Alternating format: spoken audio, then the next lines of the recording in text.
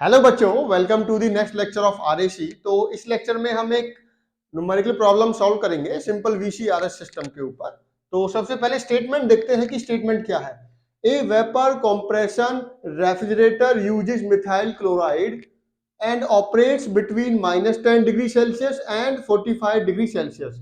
कोई VCRS system है, ठीक है, जो वर्किंग सब्सटेंस कौन सा यूज कर रहा है, मिथाइल क्लोराइड। जहां पर वर्किंग सब्सटेंस कौन सा है, मिथाइल क्लोराइड।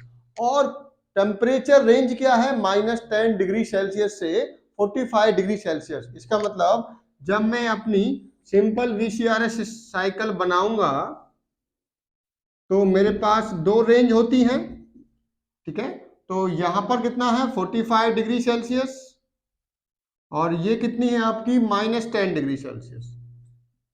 ये प्रीवियस लेक्चर में मैंने आपको बताया था कि जो रेंज होती है वो एवोपरेटर और कंडेंसर की हुआ करती है, ठीक है। तो इसका मतलब ये टेम्परेचर किसका है, एवोपरेटर का, और ये किसका है, कंडेंसर का। Next, at the entry to the compressor the refrigerant is dry saturated. जो कंप्रेसर की एंट्री है, ठीक है, उस पे ड्राई सैचुरेटेड है। एंट्री कौन सा पॉइंट होता है, ये वाला। इसका मतलब कुछ इस टाइप से आपका ये वाला जो पॉइंट है, वन पॉइंट अब की बार कहा है सैचुरेटेड वेपर, सैचुरेटेड वेपर वाली लाइन पे लाई करेगा कंप्रेसर का इनलेट, ठीक है। And after compression it acquires temperature of 60 degree Celsius. इसका मतलब ये जो कंप्रेसर कंप्रेस करेगा तो उसका टेम्परेचर 45 से ज्यादा पहुंच जाएगा। कितना पहुंच गया, 60। कितना हो गया आपका, 60। इसका मतलब ये कौन सा केस हुआ, सुपर हीटेड वाला केस है। किसकी बात हम कर रहे हैं, ये आपका सुपर हीटेड केस है, 60 डिग्री सेल्सियस। तो यहां से कैसे आएगा, इस टाइप से, ये इस टाइप से, और कोई अंडर कूलिंग नहीं है। Find the COP of the refrigerator. तो उसके इसका मतलब कोई भी आपकी अंडर कूलिंग नहीं है, तो साइकिल आपकी ये बनेगी, ठीक है। दिस इज योर साइकिल, ठीक है। लग गया होगा आपको आइडिया। देखिए 1 2, उसके बाद ये 3 पॉइंट है आपका, और ये 4 पॉइंट है। देखिए कैसे पता चला आपको ये सुपर हीटेड केस है, क्योंकि क्वेश्चन में आपको कंडीशन ऐसी दे रखी थी जिससे आपको आइडिया लग गया। क्वेश्चन में आपको बताया था कि जो कंप्रेसर का एंट्री पॉइंट है वो ड्राई सैचुरेटेड है, और जो एग्जिट पॉइंट है उसका टेम्परेचर है 60 डिग्री, जबकि मेरे कंडेंसर का टेम्परेचर कितना है, 45। इसका मतलब कि ये सुपर हीटेड वाला केस है, ठीक है। कौन सा केस हुआ ये, सुपर हीटेड। और यहाँ पर कोई भी अंडर कूलिंग नहीं है। इसका मतलब 3 पॉइंट से 4 पॉइंट पे जाओगे आप। अब हमें ये गिवन टेबल दे रखी है ये आपके पास, और सीओपी कैलकुलेट करनी है। तो सीओपी का फॉर्मूला क्या होता है, सीओपी का फॉर्मूला होता है डिजायर्ड इफेक्ट। डिजायर्ड इफेक्ट क्या होगा, H1 minus H4 divided by work input. Work input कितना है, H2 minus H1, H2 minus H1। अब देखिए जो भी टेबल में गिवन क्वांटिटी होती है वो कंडेंसर के कॉरस्पॉन्डिंग और ऑपरेटर के कॉरस्पॉन्डिंग वैल्यूज होती है। तो इस क्वेश्चन में -10 डिग्री के कॉरस्पॉन्डिंग एंथैल्पी दे रखी है लिक्विड की और वेपर की, लिक्विड की। उसी टाइप से एंट्रोपी दे रखी है लिक्विड की और वेपर की। इसका मतलब इसके कॉरस्पॉन्डिंग यहाँ पर कितनी एंथैल्पी और एंट्रोपी है, यहाँ पर कितनी एंथैल्पी एंट्रोपी है, ये गिवन है। और जो कंडेंसर है उसके कॉरस्पॉन्डिंग भी आपको, इसका मतलब ये भी गिवन है, ये भी गिवन है, ठीक है। इस पे एंथैल्पी पता है आपको, एंट्रोपी पता है, इस पे एंथैल्पी पता है, एंट्रोपी, बट आपको 2 पॉइंट पे कुछ नहीं पता, ठीक है। 2 पॉइंट पे आपको निकालना पड़ेगा। तो इस क्वेश्चन में कुछ क्वांटिटी आपको डायरेक्टली टेबल से मिल जाएंगी, कुछ आपको निकालनी पड़ेंगी। चलो देखते हैं कौन सी डायरेक्ट मिलती है।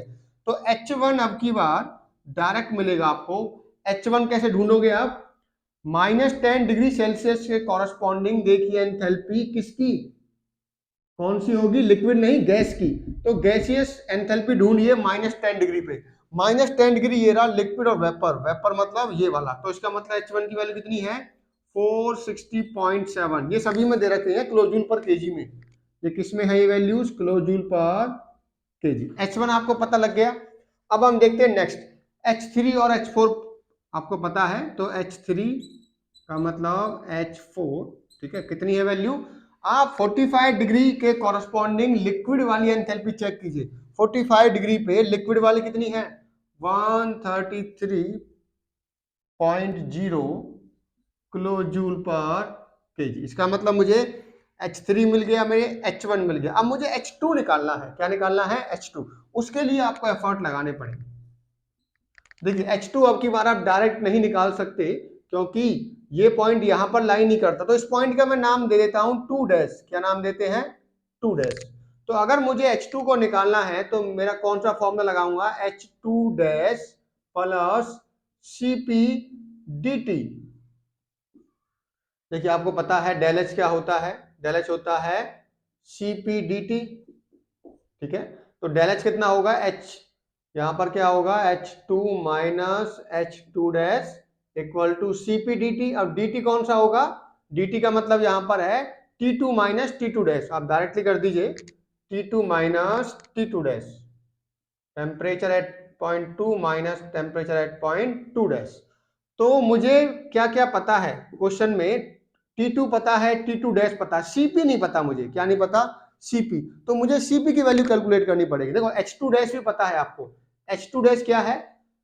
45 डिग्री पे जो वेपर वाला एंथैल्पी है वही H2 डैश है। 45 डिग्री पे वेपर वाला, वेपर कौन सा? ये। तो 483.6 ये एंथैल्पी आपकी, प्लस Cp। टेम्परेचर को आप केल्विन में कन्वर्ट कीजिए, उसके बाद डिफरेंस निकालना। अदरवाइज जब डिफरेंस होता है तो दोनों में सेम आता है। तो 60 माइनस 45 भी करोगे तो भी सही आएगा। ठीक है, आप 60 को 45 से माइनस करोगे तो 51। ठीक है, ये आ गया आपका 15। ठीक है, अगर मैं Cp निकाल लेता हूं तो H2 निकल जाएगा, और H2 को यहां पुट करके COP निकल जाएगी।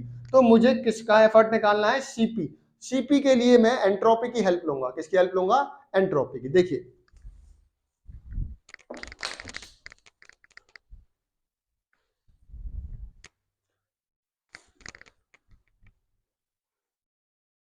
देखिए यहां पर करते हैं, चलिए यहां पर करते हैं।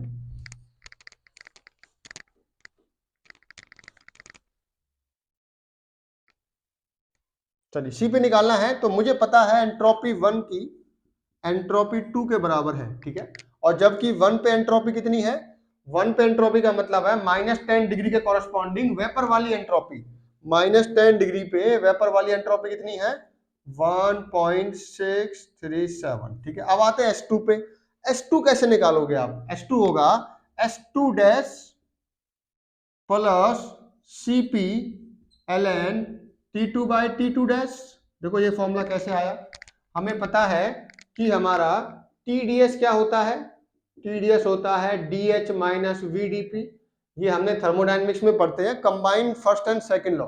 तो यहाँ पर अगर मैं इसमें लगाता हूँ इस इक्वेशन को, तो TdS इक्वल टू क्या हो जाएगा? DH माइनस 0, क्योंकि कांस्टेंट प्रेशर वाली लाइन है ये। तो ds क्या हो जाएगा? ds हो जाएगा आपका dH डिवाइडेड बाई t। और अगर मैं डिफरेंस निकालता हूं तो कितना आएगा?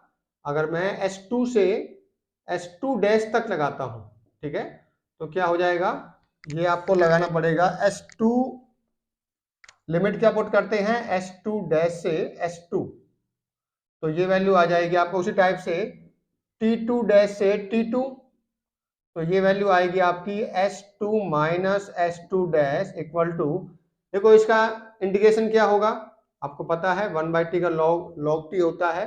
तो ये हो जाएगा आपका Cp ln T2 divided by T2 dash. ठीक है, तो Cp आएगा यहाँ पर, क्योंकि DH क्या होता है? Cp dt।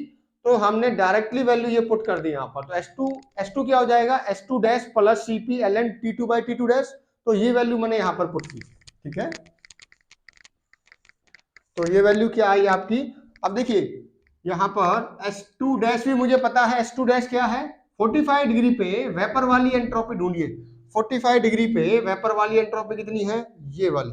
ठीक है, दैट मींस 0.485 प्लस Cp मुझे कैलकुलेट करना है। ये भी मुझे पता है ln T2 का मतलब कितना है? T2 आपका, ठीक है, आपके पास केल्विन में पुट करना है, ध्यान रखिए, क्योंकि ये आपका एब्सोल्यूट टेम्परेचर है। तो T2 कितना है? 60 का मतलब कितना हुआ? चलो यहां पर निकाल देते हैं।